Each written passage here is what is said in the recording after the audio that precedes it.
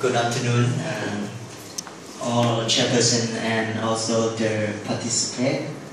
My name is Rex Maichan, and also my advisor, also the associate professor Dr. Wan Chai. And as my background, I am a former of Her Royal Highness Prince Mahachakra Sirinthorn scholarship. So I really thank for giving me an opportunity for presentation.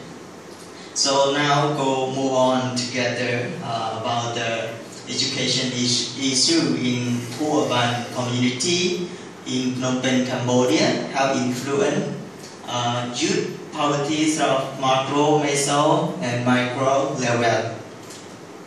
As you know, like many people, when they choose the topic to study, they want to study about how to make the money, how to be a rich people. Opposite me, because I come from the poor community, and I'm also the poor family, so that's why I select this topic and really useful for me and my people. So let me move on to the next slide. Okay, I would like to introduce a little bit about the background of like the summary of education in Cambodia.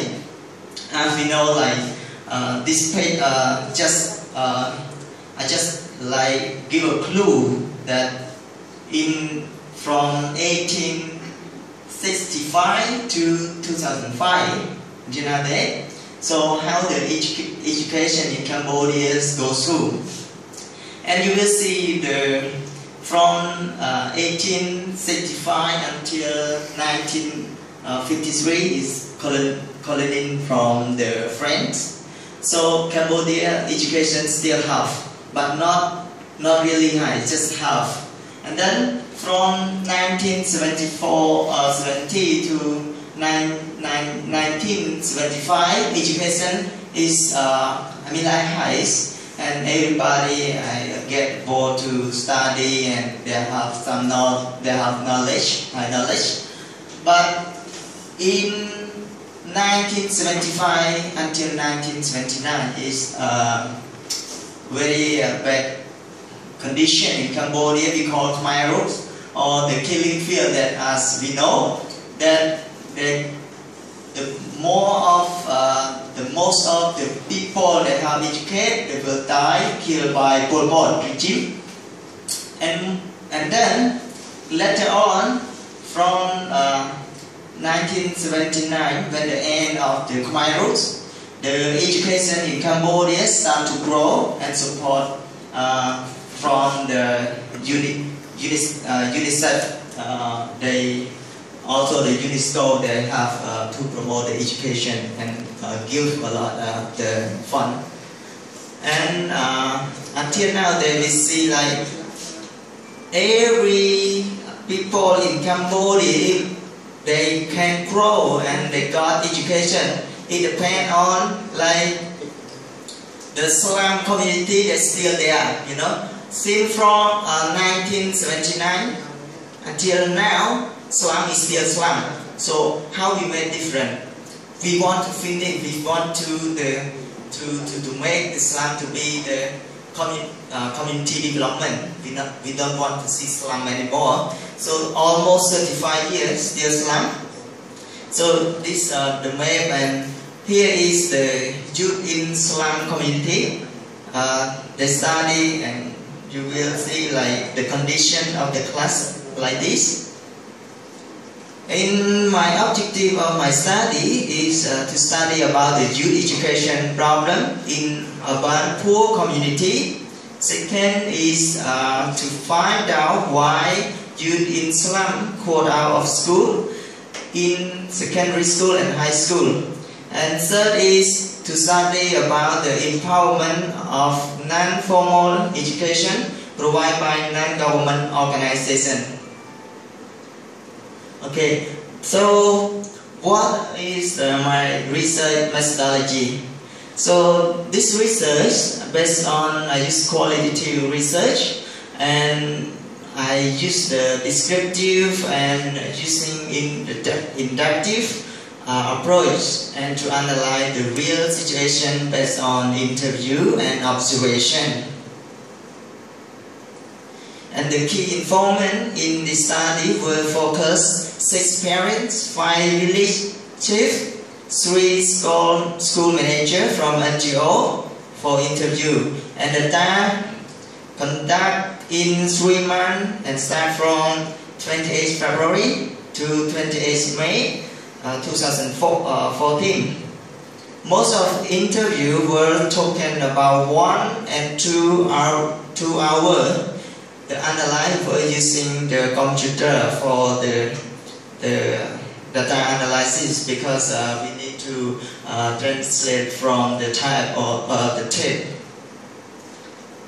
And the result, that is what I want to focus on. You see, like I put the many picture here. I just want all of you to understand the condition of the slum, how it look like. Do you know, like you see about they didn't have the property, living, such as this picture. Is the one room that have 5 members in his family, and that place just only very small place, you know. They sleep there, they eating there, and how about their study? You imagine, maybe at night time they live together, 5 people. This place only space for sleep, and so very difficult condition. And there are how many NGO they have provide education to the youth in slum, and then they provide for free, not free of charge.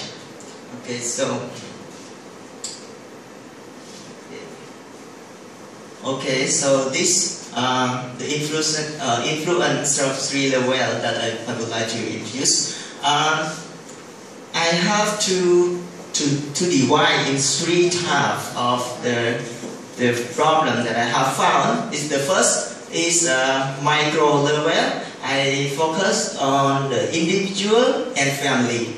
And second, the meso level, I focus on the community. And the third one is the macro, I focus on the policy and society. In micro level, the individual factor are the motivation, drop out of school, work under the age, gambling behavior, and poor support. So this is what I have found, and you will see, like, very hard to explain you why all of them to drop out of school. I will show you this, the reason that they quit out of school. Not motivation. You just not only to say good thing to them, but also support them, take care of them. And in some community, you know, like when they get up, they think about today what they find something to eat, because if they not work, they will not food. So their family just go out to work, and the kid, sometimes they cannot go to school. They go to help their parents to work to earn some money for support their family. And the family factor are about the income, poverty, family situation, loan, and family jobless. That is the situation in the micro level. And in meso level, we will see community factors such as jobless, safety, poor, urban situation, school, formal, informal, non-formal, and domestic violence. So, informal education, I focus the private school, and non-formal education is the education provided by NGO, and the formal education is provided by the government. And the safety and security are the big issue in poor community. You see, like that is the very sensitive point for the slum community. if the Islam community not safe, I mean like this country, this community, how they live in the peace, we must start from the issue. In macro level, the education policy, youth education in poor urban community still have limit to give them support. Like social discriminate, they still have society education support. We need help and social intervention, very important.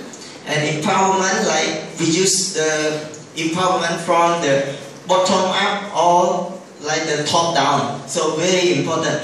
Both these we can to develop this community, and I would like to suggest this point for the all agency, government that work relevant to this community. Okay, so time's up, I think, and thank you so much for your participation. And if you have any question, please.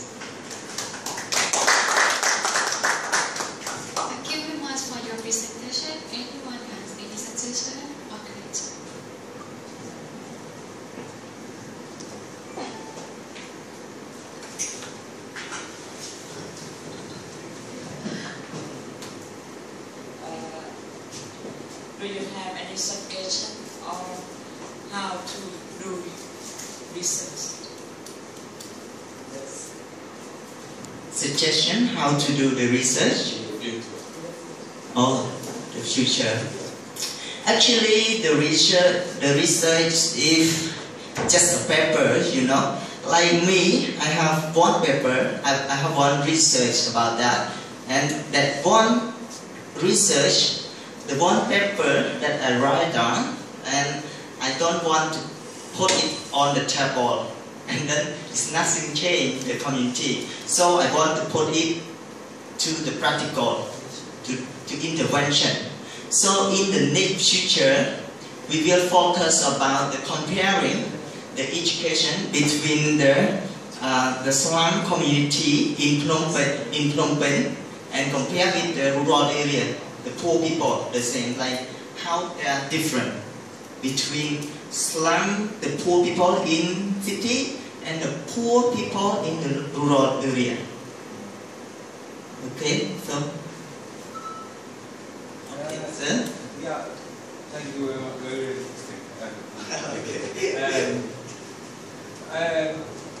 I can recognize many of the things that you're pointing out to be the issues. Both and non-governmental organizations, big ones that have done tried to do a lot of work, but it still exists. Yeah. What would be your recommendation? What would be the next step? What would be other steps so we can reduce this issue with slums? Because it's not only in Cambodia. You have the same issues with urbanization in America. You have the same issues with areas in Africa. But it seems like no matter what we do and no matter how much money we channel into these issues, it still exists. So what would be your idea? Like if you just thought out of the box, how can we change these issues? Yes, that makes sense. So I guess my question is how can we change the issues? Yeah, your good suggestion is not a question. Okay, so yeah, like you say, like many NGO they work so hard on that, but still have problem because you know, like when they work directly and not negotiation with the government, this is one problem. It's very hard, and then they just work as like individual agency, like government they work by their own, and the NGO agency they work by their own, and community their own. They not come to cooperate together. So this is what I want to suggest. They must work together to make this community development. Okay. Okay. Thank you so much again.